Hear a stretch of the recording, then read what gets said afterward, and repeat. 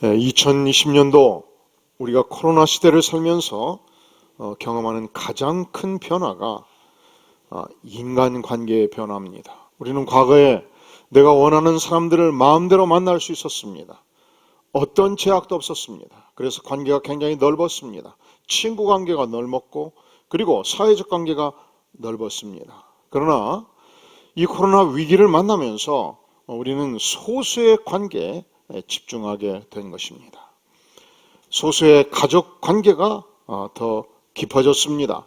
우리에게 생업이 중요한 만큼 직장의 인간관계가 더 깊어졌습니다.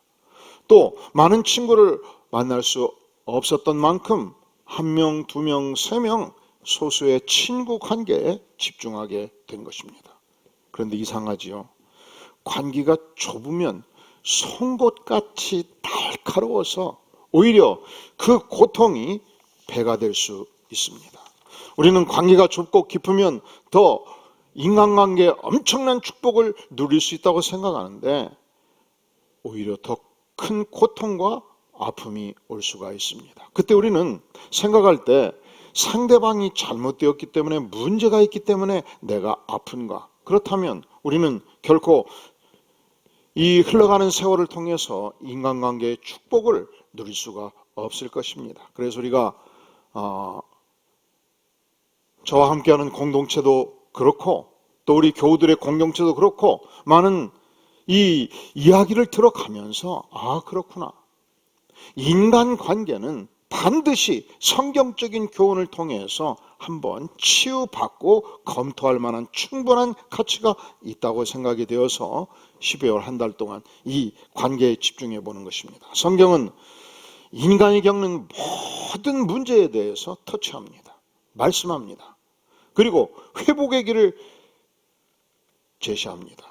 그렇다면 우리가 한 해를 마감하면서 단지 2020년 12월 31일 땡 제아의 종소리를 들었기 때문에 한 해가 지났고 한 해가 마감되었고 새해가 열리는 것일까요? 그렇게만 생각할 수가 없죠. 마무리한다는 것은 우리 생애를 재검토한다는 것입니다. 재평가한다는 것입니다. 다시 깊이 살펴보는 것입니다. 그렇다면 우리가 지난 1년의 세월을 보내면서 나라는 존재가 내가 속한 가족관계에서 어떻게 투영되고 있는가? 나라는 존재가 내일 출근했을 때 나의 직장 상사가, 나의 부하가, 나의 동료들이 나의 존재를 축복으로 여겼는가? 그리고 만약에 이 관계 속에서 어떤 깊은 상처와 고통과 아픔이 있었다면 우리가 이 문제를 2021년도에 어떻게 치유의 관계로 발전시킬 수 있을까? 그래서 진정 내 자신이 이 인간관계 속에서 축복의 존재가 되기 위해서 감동 어린 인간관계의 축복을 내가 누리고 나의 공동체가 누리기 위해서 하나님의 말씀이 주는 위대한 교훈을 우리가 함께 살펴보기를 원하는 것입니다. 그런데 오늘 말씀에 보면 바울 사도는 놀랍게도 이런 고백을 하고 있습니다. 오늘 말씀에 빌립보서 2장 17절 이하에서 말씀합니다. 만일 너희 믿음의 재물과 섬김 위에 내가 나를 전제로 드릴지라도 나는 기뻐하고 너희 무리와 함께 기뻐하리니 이와 같이 너희도 기뻐하고 나와 함께 기뻐하라 말씀합니다. 이 표현이 이렇습니다. 바울 사도는 지금 감옥에 갇혀 있습니다. 로마 감옥에 갇혀 있습니다. 바울 사도는 지금 인생 마지막을 향해서 나아갈 때 그가 쌓았던 그 혁혁한 전과와 그리고 헌신에도 불구하고 그가 개척 선교사로서 터키 지역의 그리스 반도의 로마 지역에 엄청나게 많은 교회들을 설립했고 수많은 제자들을 양성했습니다. 그런데 그 인생의 마지막 결론이 감옥이었어요. 궁핍했습니다. 그는 이 감옥에서 로마 감옥에서 멀리 떨어진 그리스 반도의 빌립보 교회를 향해서 이 서신을 쓰고 있습니다. 근데 서신의 내용이 어떤 내용이냐? 내가 이 살벌한 도시에서 감옥에 갇혀 있지만 나의 삶 자체가 빌립보 성도들의 믿음의 증진에 도움이 되기를 구하고 나의 삶 자체가 빌립보 성도들의 섬김의 삶에 영향을 미치기를 원하는데 내 삶 전체가 마치 전제같이 드려진다 할지라도 나는 기뻐하고 기뻐한다고 표현합니다. 여기서 전제의 개념은 이렇습니다. 당시 아프로디테 신전에서, 아폴로 신전에서 이방신을 향해서 그 당시 그리스도인들이, 로마인들이 제사를 드릴 때 이 소 5마리, 10마리를 잡아서 제단에 피를 뿌립니다. 그리고 마지막 제사를 마칠 때 이 전제라고 하는 술잔에 술을 부어서 마지막 제사를 완성하는 것입니다. 그러니까 바울 사도는 빌립보 성도들의 믿음의 증진을 위해서, 빌립보 성도들의 섬기는 이 위대한 삶을 위해서 내 생애 전체가 마치 전제와 같이 쏟아 부어진다 할지라도, 그렇다 할지라도 나는 기뻐하고 너희 무리와 함께 기뻐하리니 이와 같이 너희도 기뻐하고 나와 함께 기뻐하라, 그렇게 요청하고 있습니다. 이것은 무엇을 말합니까? 바울은 자신의 삶의 조건과 관계없이, 자신의 삶의 상황과 관계없이 내 자신이 빌립보 교회 성도들을 위해서 유익을 끼칠 수만 있다면 그것으로 충분히 나는 행복하고 나는 기쁘다, 이런 표현이 되겠습니다. 옛말에 쌀독에서 임신난다, 그런 말이 있죠. 내가 가진 것이 풍부해야 내가 나눠줄 수 있다는 것입니다. 그런데 관계도 그렇습니다. 내가 먼저 행복하고 내가 먼저 영혼의 기쁨을 누려야 내가 가진 이 행복과 영혼의 기쁨을 나와 함께하는 공동체 멤버들을 위하여 나눠줄 수 있다는 것입니다. 그런데 우리 예수님께서 내 인생의 모든 슬픔과 죄악과 질곡과 고통을 안고 십자가에서 죽기까지 하셨습니다. 십자가의 대신 죽으심으로 내 생의 의미를 발견하게 도와주셨고, 내 인생을 이 질곡과 고통에서 구원해 주셨고, 구원의 영광과 기쁨을 알게 해주셨습니다. 예수 십자가의 복음을 통해서 우리는 영생을 얻게 된 것입니다. 그리하여 우리가 누리는 이 영적인 영혼의 기쁨은 단지 재산이 많기 때문에 누리는 기쁨과 비교할 수 없습니다. 어떤 권세를 가졌기 때문에 누리는 기쁨과 비교할 수 없습니다. 아니, 우리가 예수 그리스도를 통해서 얻은 인생의 행복과 영혼의 기쁨은 사실은 조건이 주는 것과 비교할 수 없습니다. 여러분, 돈이 많아도요 불행할 수 있어요. 아니, 너무 재산이 많기 때문에 불행한 사람들이 이 땅에 얼마나 많습니까? 모 항공사 자녀들이 살아가는 인생의 방식이, 그 갑질하는 인생의 방식이 결코 행복한 인생이라고 말할 수 없지 않겠습니까? 그 큰 권력을 갖고도 고통하는 인생이 얼마나 많습니까? 그러니까 진정한 영적인 의미에서 인생의 행복이란, 영혼의 기쁨이란 조건적이 아닌 것입니다. 바울사도 그는 감옥에 갇혀 있습니다. 바울사도 그는 궁핍에 처해 있었습니다. 빌립보서 4장 11절에 보면 내가 궁핍함으로 말하는 것이 아니라, 이게 무슨 말이에요? 제가 꼭 목사기 때문에 이런 말 하는 것은 아니고요. 이게 무슨 말이에요? 목사란 얘기지요. 제가 궁핍하기 때문에 이런 얘기 하는 거 아닙니다. 내가 궁핍하다는 것이죠. 그는 12절에서 나는 비천에 처할 줄도 알고 풍부에 처할 줄도 알아 모든 일 곧 배부름과 배고픔과 풍부와 궁핍에도 처할 줄 아는 일체의 비결을 배웠노라. 그가 풍부에 처하는 비결을 배웠고 궁핍에 처하는 비결을 배웠다고 말하면, 여러분, 인생을 사는 비결이 무엇이 어렵습니까? 30평 아파트에서 20년 살다가 드디어 사업이 잘 되어서 50평 아파트로 옮겼습니다. 너무 불편해가지고 비결이 필요하던가요? 하룻밤만 자면 기쁘고 그 다음부터는 비결이 필요가 없지 않겠습니까? 그런데 사업이 망해서 5병 단칸방에 네 식구가 갈 때 얼마나 불편하겠습니까? 비결이 필요하지요. 바울 사도는 지금 궁핍하였고, 바울 사도는 지금 비천에 처해 있었고, 바울 사도는 지금 감옥 가운데 갇혀 있었습니다. 그런데 그가 놀랍게도 인생의 기쁨을 노래하고 있는 것입니다.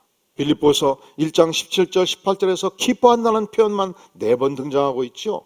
또한 그는 4장 4절에서 주 안에 항상 기뻐하라, 내가 다시 말하노니 기뻐하라, 이 기뻐할 것을 간절히 빌립보 성도들에게 요청하고 있습니다.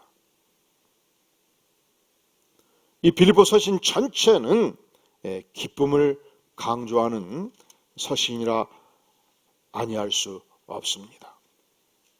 그러니까 우리가 예수 십자가를 통해서 구원받고 인생의 조건과 관계없이 하나님이 주시는 영적인 기쁨을 누릴 수 있다는 것은 예수 믿는 자의 최대의 특권이라 아니할 수 없습니다. 우리 교회는 설립 이후로 그렇게 매년 교회의 목표, 교회의 표어, 교회의 목적을 매년 바꿔가질 않았어요. 아주 일정하게 2021년도 주보에도 똑같은 이 교회의 목표와 표어가 나갈 것입니다. 한번 따라해 볼까요? 말씀으로 하나님을 체험하는 교회. 우리가 하나님을 여러 가지로 체험해요. 어떤 사람은 야밤중에 도포 입고 나타나는 예수님을 만나고 체험하고 산기도 하다가 환상 중에 하나님을 만나고, 이렇게 만나는 하나님은 왜곡될 수 있고 잘못될 수 있어요. 하나님의 위대한 말씀을 통해서 체험하는 것이야말로 가장 확실한 만남입니다. 그래서 우리는 하나님의 말씀을 계속 묵상하고 연구합니다. 두 번째, 따라해 볼까요? 복음으로 세상을 축복하는 교회. 가장 복된 소식으로 세상을 축복합니다.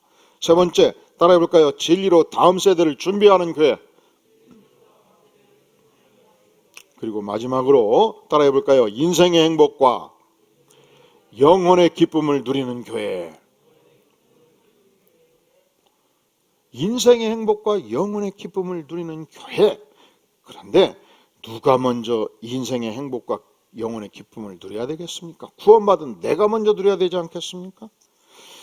자, 이 인생의 행복과 영혼의 기쁨은 우리 예수님께서 십자가에 피 흘려 죽으심으로 그것을 믿을 때 하나님이 내 인생을 향해서 쏟아 부어주시는 축복인 만큼 받는 입장에서는 수동적이죠. 하나님은 주시죠. 적극적으로 주시죠. 나는 주신 것을 수동적으로 받습니다. 그리고 여기서 그치면 빼앗길 수 있어요. 그래서 우리는 하나님이 내 인생을 행복하게 만드시고 내 영혼을 구원하신 이 놀라운 기쁨을 결코 빼앗기지 않겠다. 나는 반드시 보유하겠다. 나는 이 하나님이 주신 것을 보유하기로 선택한다. 이건 나의 결정이에요. 이 나의 적극적 결단이 필요해요. 그러면 어떤 공동체에 들어가도, 어떤 사람을 만나도, 어떤 악인을 만나도 내가 철판을 깔고 하나님이 내게 주신 것을 내가 결단하고 보유하면 누가 내 영혼의 기쁨을, 인생의 행복을 빼앗아갈 수 있겠습니까? 시아버지가 빼앗아갈 수가 없고, 며느리가 빼앗아갈 수 없고, 가족이 빼앗아갈 수가 없고, 오늘 또 출근해서 소리치는 상관이 내 인생의 행복과 영혼의 기쁨을 빼앗아갈 수가 없는 것입니다. 환경이 빼앗아갈 수가 없는 것입니다. 이것은 하나님이 내게 주신 이 소중한 인생의 기쁨과 영혼의 이 인생의 행복과 영혼의 기쁨을 내가 보호하고자 하는 결단이 필요한 것입니다. 나치 포로 수용소에서 최악의 고통을 경험했던 빅터 프랭클 박사가 이런 책을 썼어요. 의미를 찾는 인간. Man's Search for Meaning. 이 책에서 이런 글을 남깁니다. 포로 수용소에 살았던 우리들은 다른 사람들을 위로해주고 그들이 가지고 있던 마지막 빵 조각까지도 고통하는 자들에게 나누어줬던 사람들을 기억할 수 있다. 그들의 수는 적었지만 그들은 인간이 모든 것을 잃어버린다 해도 끝까지 잃어버릴 수 없는 한 가지가 있음을 입증하였다. 그것은 어떤 열악한 상황 속에서도 자신의 행동 방식을 선택할 자유가 있다는 것이다. 그러니까 오늘 죽을지 내일 죽을지 모르는 그저 간수가 호출하면 가스실로 실려가서 죽어가는 이 열악한 상황, 그저 굶주린 저들에게 작은 빵 한 조각씩 던져주는 이 고통스러운 상황 속에서 소수의 헌신자들이 있더라는 거예요. 그 안에 병자들이 있을 때 자기가 먹어도 부족한 그 빵을 숨겨두었다가 이 고통당하는 병자들에게 조금씩 나누어 주면서 위로하는 영혼들이 저들에게 있었다는 것입니다. 어떤 열악한 상황 속에서도 사람들을 돕고자 하는 이 선택의 자유가 있더라는 것이죠. 그렇습니다. 어떤 상황도 어떤 인간도 빼앗아갈 수 없는 하나님이 나에게 주신 천부적 자유, 천부적 은혜, 천부적 선택, 그것이 바로 내 인생의 행복과 영혼의 기쁨이라 아니할 수 없습니다. 내가 만약에 하나님이 주신 이 인생의 행복과 영혼의 기쁨을 간직할 수만 있다면 이건 내 생애를 향해서, 나 자신을 향해서 위대한 보상이 주어집니다. 놀랍게도 의학적으로는 기쁨 충만, 행복 충만하면요, 이 인체 내에서 모든 이 바이러스와 세균들을 퇴치하고 없애버리는 이 강력한 에너지, 이 엔돌핀이 막 치솟는다는 거예요. 그래서 질병이 와도 굉장히 몸의 저항력이 커지고요, 그리고 암까지도 치유해버리는 능력이 나온다고 말합니다. 여러분, 그래서 우리가 예수 믿고 하나님이 내게 주신 인생의 행복과 영혼의 기쁨은요, 하나님이 주셨기 때문에 내가 수동적으로 받는 차원에서 멈추면 안 돼. 이 너무 소중하기 때문에. 우리가 생각 없이 살면, 눈 뜨고 감고 바삐 살면 자꾸 빼앗아가는 요소가 생길 수 있어요. 악한 이 빼앗아갑니다. 환경이 빼앗아갑니다. 감옥에 갇히는 것이 빼앗아갑니다. 어떤 비극이, 사회적 비극이 나에게 영향을 미칠 수 있습니다. 그런데 능동적으로, 적극적으로 하나님이 내게 주신 것은 누구도 빼앗아갈 수 없다. 내가 간직하면, 첫째로 누가 행복해요? 내가 행복한다고 내 인생 자체에 대한 보상이 온단 말이죠. 내 인생의 기쁨과 행복을 내가 간직으로 말미암아 내가 행복하잖아요. 두 번째로 내가 속한 공동체가 행복해요. 왜냐하면 이 인생의 행복은 멈추지 않습니다. 한 사람에게서 멈추지 않고 영향력을 갖습니다. 전파력을 갖습니다. 주변에 강력한 영향력을 행사하게 됩니다. 추운 겨울철, 제가 어린 시절 초등학교를 다닐 때는 이평초등학교를 갈 때에 선생님이 마지막 수업을 마칠 때 엄명을 내립니다. 얘들아, 내일 학교 올 때는 집에 있는 신문지도 가져오고, 그리고 솔방울을 가지고 오너라. 그래서 학교 끝나고 집에 가면서 산등성이 넘어가면서 솔방울을 줍기 시작을 해요. 그리고 아침에 오면서도 솔방울을 줍고, 그리고 신문지도 갖다 놓고, 그러면 첫째 시간 수업 오기 전에 신문지 넣고 솔방울 넣어가지고 불을 일구어서 그 안에 조개탄을 넣어요. 첫째 시간까지는 그냥 맥혀니까 또 문 열으니까 춥고, 근데 둘째 시간, 셋째 시간 되면서부터는 너무너무 따뜻하고, 그러면 그때부터 도시락을 얹어놓기 시작을 합니다. 맨 밑에 있는 도시락은 밥 전체가 누룽지가 돼버려요. 그 중간에 바꿔놔야 돼. 그 냄새가 지극히 고소합니다.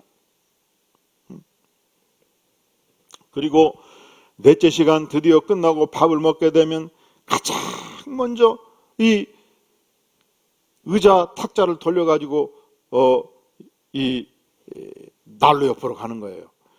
한 5분만 지나면 그냥 얼굴이 화끈화끈하고 따뜻하고 모든 학생들이 다 그 주변에 앉아서 1시간 동안 놀고 웃는 것입니다. 이상하지요. 따뜻한 것으로 다 보여요.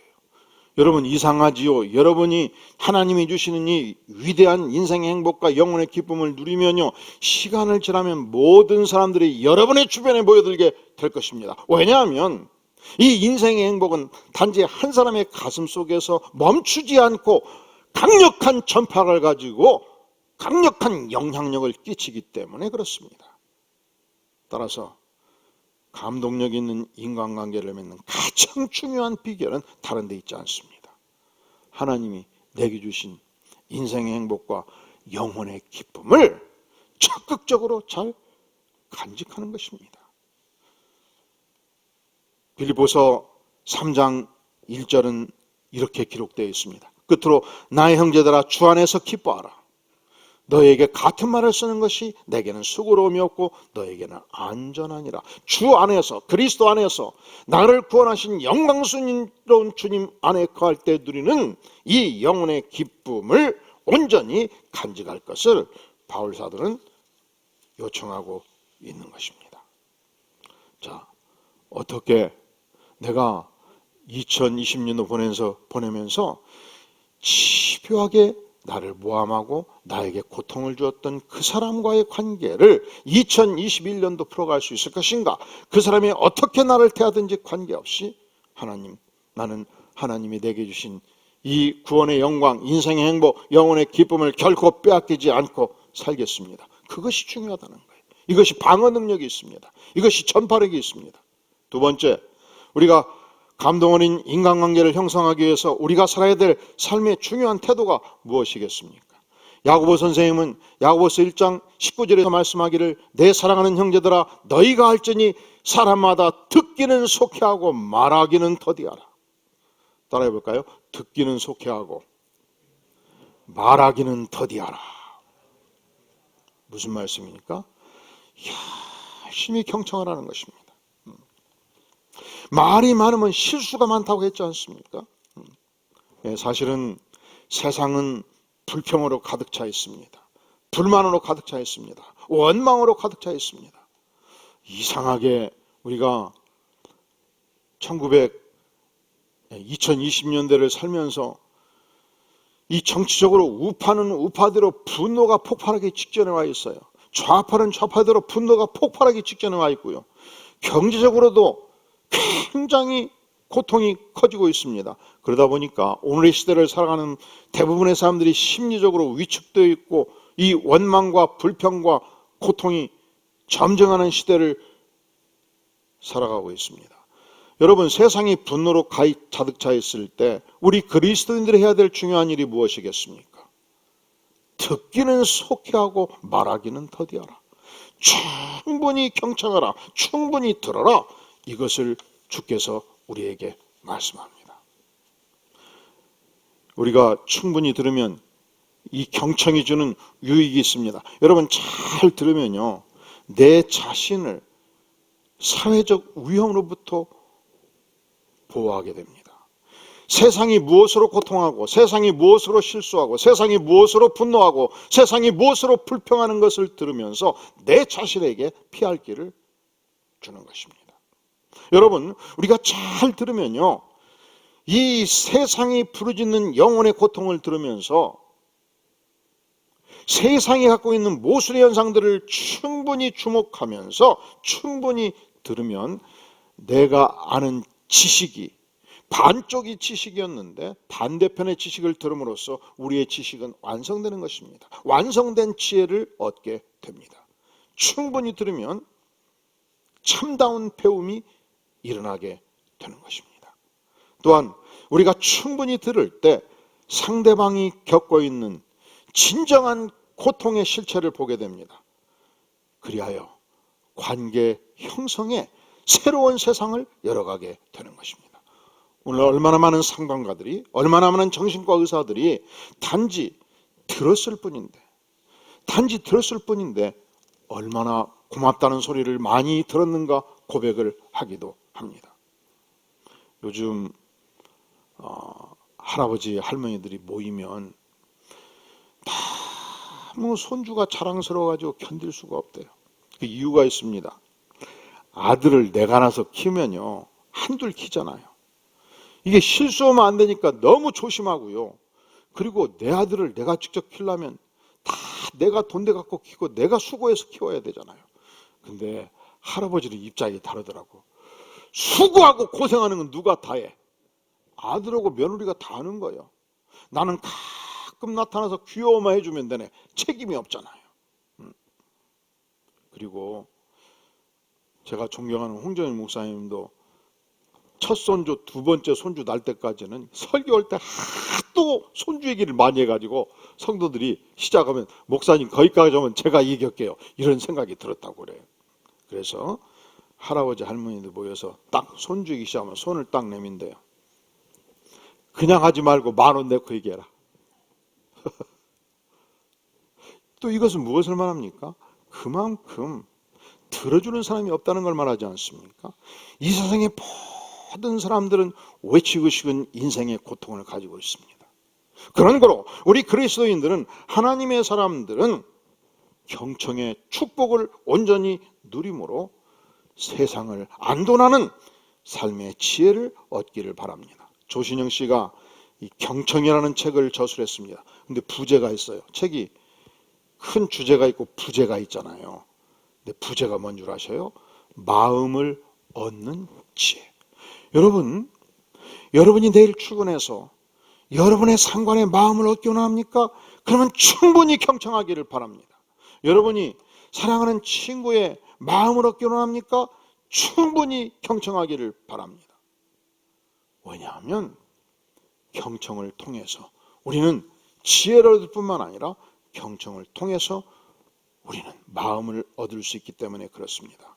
자, 우리가 어떻게 해서 오늘의 어두운 시대를 살아가면서 이 아픈 뾰족한 인간관계 속에서 감동 어린 인간관계를 만들어낼 수 있을 것인가? 첫째로, 내 자신이 인생의 행복과 영혼의 기쁨을 누리는 것입니다. 누구도 어떤 환경도 빼앗아 못하게끔 철벽을 치고 보호하는 것입니다. 두 번째, 충분히 경청하는 것입니다. 세 번째, 우리 예수님께서는 누가복음 6장 31절에서 말씀하기를, 남에게 대접받고자 하는 대로 너희도 남을 대접하라 했습니다. 이 말씀은 지난 2000년의 인류 역사 속에서 인간관계의 황금률, 이 골든 룰이라고 말해왔습니다. 인간은 누구나 자기가 처한 입장에서 대우받기를 원합니다. 누구인들 대우받기가 어려운 사람이 있겠습니까? 어르신은 어르신대로 대우받기를 원합니다. 직장에서 부장이면 과장들로부터 부장의 지위로 대우받기를 원하겠지요. 사장은 사장대로 대우받기를 원하겠죠. 그런데 우리 예수님은 반대로 얘기하셔요. 남에게 대접받고자 하는 대로, 한번 따라해 보실래요? 남에게 대접받고자 하는 대로 너희도 남을 대접하라. 여러분이 내일 출근해서 직장의 팀장이십니까? 이사이십니까? 그러면 팀장으로서, 이사로서 지위가 존중되고 대접받기를 원하겠죠. 그렇다면 먼저 대접받기를 중단하고 대접받기를 원하는 만큼 남을 대접하라. 이것이 우리의 왕 대신, 우리의 주인 대신 예수님이 하신 말씀입니다. 그러니까 직급 따지지 말고, 나이 따지지 말고, 형편 따지지 말고, 먼저 남에게 내가 대접받고 싶은 만큼 먼저 대접하기를 주께서 말씀하십니다. 그런데 이 말씀이 누가복음 6장 31절 말씀인데, 이 같은 문맥 속에서 누가복음 6장 27절 이하에서 말씀하기를, 너희 원수를 사랑하며 너희를 미워하는 자를 선대하며 너희를 저주하는 자를 축복하며 너희를 모욕하는 자를 위하여 기도하라 말씀하셔요. 그러니까 우리가 대접받고자 하는 대로 대접하는 방법이 뭐냐? 어떻게 하는 것이 내가 대접받고자 하는 대로 대접하는 것이냐? 원수를 사랑하는 것입니다. 미워하는 자를 선대하는 것입니다. 저주하는 자를 축복하는 것이며 모욕하는 자를 위하여 기도하는 것입니다. 이 말씀은 듣기에는 너무 아름다워요. 내 삶에 적용하기 직전까지 듣기가 아름다워요. 이 말씀은 적용할 때 피 흘림이 필요해요. 자, 그래서 우리가 피 흘리기 위해서 구체적으로 지난 1년 동안 여러분들이 가족관계에서, 직장관계에서, 사회적 관계에서 여러분에게 고통을 줬던 한 인물을 떠올려 보십시오. 제가 과거 수출입은행에서 7년을 일을 했습니다. 거기서 집요한 인간관계를 봤어요. 일반적으로 사기업은 이 대우가 안 좋거나 문제가 있으면 떠날 가능성이 많죠. 그런데 공기업은 이게 철밥통이기 때문에, 그리고 인사권자가 특별한 법률상의, 형법상의 죄과를 범하지 않는 한 쉽게 해고할 수가 없습니다. 그러다 보니까 오랜 시간 10년, 20년씩 같이 근무하면서 이 공격적인 인간관계가 형성되면 잘 안 풀려요. 그리고 이런 말을 해요. 내가 언젠가 김 부장 밟아줄 거야. 내가 인사부장 내년 될 가능성이 있는데 그때가 한번 끝장을 볼 거야. 그러면요 진짜로 끝장을 봐요. 이런 사회적 관계 속에서 여러분들이 만약에 출근을 했는데 여러분이 승진할 때마다 여러분을 모함하고 뒤통수를 치고 저주를 했던 한 인물이 있다고 상상해 보십시다. 아니 실제로 그런 인물들이 존재할 수 있습니다. 그 인물을 머릿속에 두고 실제로 이 말씀을 적용하고자 할 때, 자, 너희 원수를 사랑하며 너희를 미워하는 자를 선대하며 너희를 저주하는 자를 축복하며 너희를 모욕하는 자를 위하여 기도하라 하고 내가 이 말씀 앞에 정직하게 서서 순종해 볼 때 우리는 이 말씀이 얼마나 내 인생을 향하여 피 흘리게 하는 말씀인가를 깨닫게 될 것입니다. 아니, 듣고 싶지 않지요. 아니, 불가능하지요.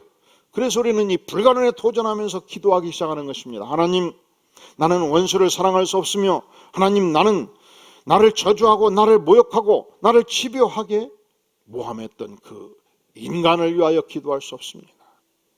그가 나에게 한 만큼 나는 되갚아주지 않고서는 살 수 없는 인생입니다. 내 인생의 죄악의 실체를 보면서 이 말씀에 순종하면서 내가 십자가의 죽음을 맛보기 시작합니다.